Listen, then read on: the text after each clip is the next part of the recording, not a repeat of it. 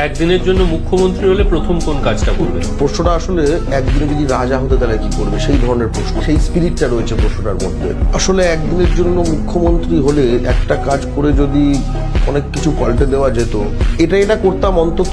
সেটা হচ্ছে যে বাংলার ভোটার লিস্ট থেকে যারা বাংলার ভূমিপুত্র না, পশ্চিমবঙ্গের ঘটি হিন্দু মুসলমান দুই এবং পূর্ববঙ্গ থেকে আসা হিন্দু বাঙালি বাংলার ভূমিপুত্র, এছাড়া সকলকে পশ্চিমবঙ্গ ভোটার লিস্ট থেকে আউট করতাম। এইটা হচ্ছে প্রথম, যে অর্থাৎ মুখ্যমন্ত্রীর নির্ধারণে যাতে বাংলার ভূমিপুত্র ছাড়া আর কারুর হাত না থাকে। বিহারের লোকেদের নাম তুলছে অনলাইন, কেন অনলাইনে হবে? আপনাকে ভোটার কার্ডে নাম তুলতে গেলে, আধার কার্ডে নাম তুলতে গেলে আপনাকে ফিজিক্যালি যেতে হয়। তাহলে বিজেপি 40 লাখ ভোট পারল কি করে মহারাষ্ট্রে? আর দিল্লিতেই বা আপনারা কি করেছিলেন? একদিন না একদিন তো বেরোবে। শুনুন, অঙ্কটাকেও দেরিতে কষে, অঙ্কটাকেও আগে কষে। অঙ্কটা কষতে জানতে হয়। আমরা অঙ্ক কষে দেখে নিয়েছি।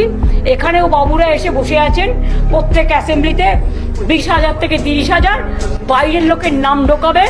আর ইলেকশন কমিশন ইলেকশন করবে সেন্ট্রাল ফোর্স দিয়ে, তারা গার্ড দেবে। আর বাইরের লোকেরা এসে, যারা বাংলার লোক নয়, বাংলার ভোটার নয়, তারা এসে ভোট দেবে। এই পরিকল্পনা কিন্তু আপনাদের আমরা ভেস্তে দেবো। অন্য রাজ্য যেটা পারে না, বাংলা পারে। কারণ বাংলা স্বাধীনতা আন্দোলনের জন্ম দিয়েছে, বাংলার নবজাগরণের জন্ম দিয়েছে। বাংলা যা পারে অন্যরা পারে না। এই চুরিটা আমরা ধরে ফেলেছি।